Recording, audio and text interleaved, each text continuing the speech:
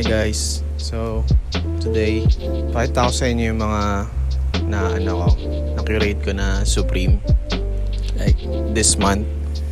Yung iba nakuha natin sa US. Yan.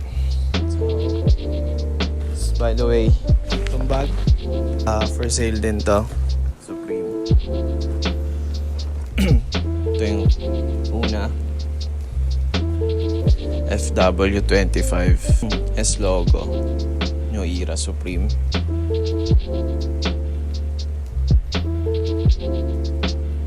Ano to? 2025 release. I think November ata siya ni-release. Di ko alam kung BBSG ko ba to, kasi meron pa ako isa. Ito for sale. Puti naman siya. Ito 7.5. Ito hindi ko alam kung PSG ko or benta ko na lang. Follow niyo ako sa IG, JohnnyGoods_PH. Yan, business page ko. Yun, sakto naman siya.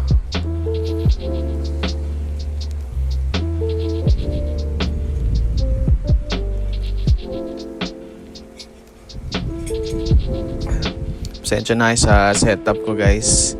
Minadali ko lang. Ito yung next. Kalimutan ko yung tawag dito pero ito siya. Ano yung material niya dito? Para siyang foam pala.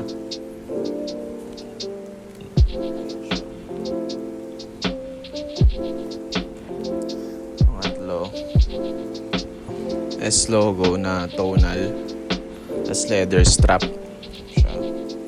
Para siyang cream yung colorway niya. Ay, ito rin. Tonal din siya, pero orange naman. Ito rin, leather strap. Okay din to. Actually, may nag-dib na dito. Idol ko yung nag-dib dito eh. Muna natin sila dito, guys.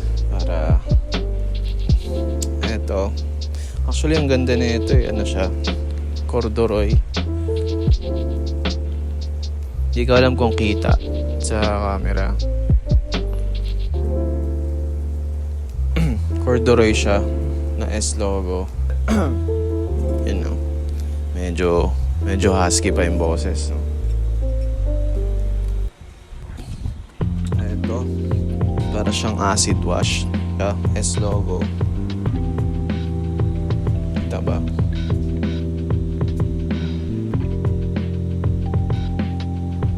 Yung strap niya is cloth din.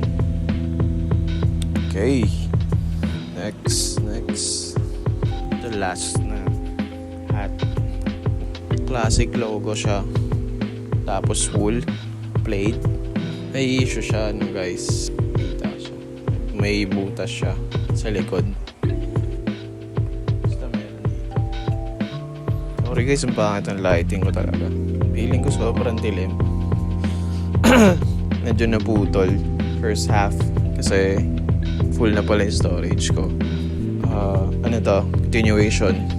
Tangina, dami ko na sinabi kanina eh. Putol na pala siya. Amateur mistake eh. Supreme siya, 2018 release. Yan. Tapos first sale to, 3K. Good condition pa to. Walang issue. Kita nyo naman yung zippers niya, wala pang chips. Tapos okay pa yung niya, straps. As in good condition para humulma siya. Yan. So, ito guys. Ito Futura logo na crew neck. Ganda yan, boss. Size large pala to, by the way. Multi-patches pa to. Parang ganun. Tapos may classic logo siya. Supreme New York. Makapal. Pampolo yung tela. Size large din to. Size large. I think ayun lang guys. Pakita ko na rin yung mga iba kong hats or iba kong items na for sale. Camo siya. na 2023 release. S logo. Ayan. Cloth strap din. Parang yung ano kanina, acid wash na S logo.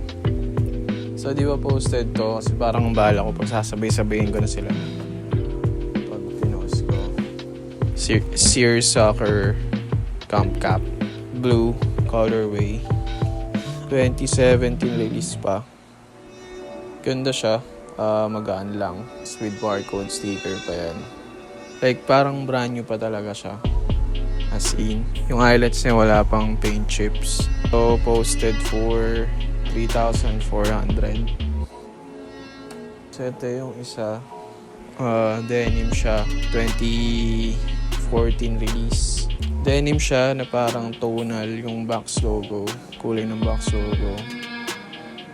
Pati yung eyelet niya kakulay ng ano, denim. Croc strap siya, guys.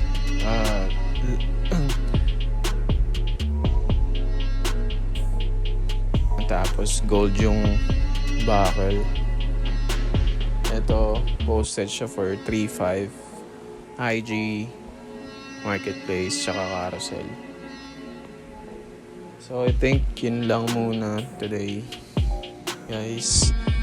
Next time ulit. So guys, ito please, bilhin nyo na. Supreme siya na sako bag.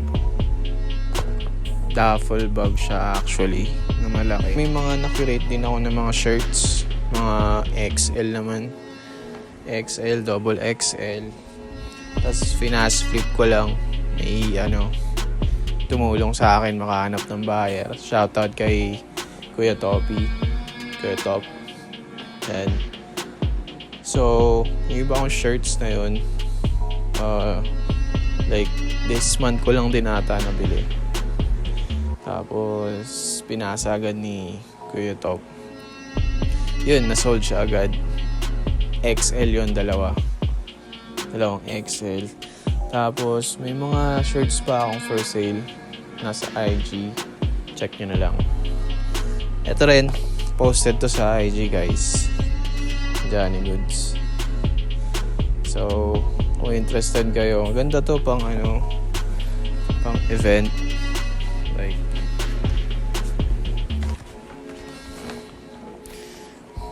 siya. Maganda siya pang event pag madami kang bit-bit. Medyo mayabang siya. Tsaka kulay red kasi. Tas pa, paisley pa. Para kang na. So, think yun lang today, guys. Thanks so much for watching. Subscribe kayo. May mga parating pa tayong subscribe Hindi, follow lang kayo sa dito. Follow nyo sa IG. Kaya dito sa FB ko. Kasi parang dito sa FB ko dito ako behind the scenes. Alam mo yun. Mga kung ano pinagagawa ko sa likod ng mga sales. Kaya ayun guys, yun lang. Thank you so much. See you on the next unboxing.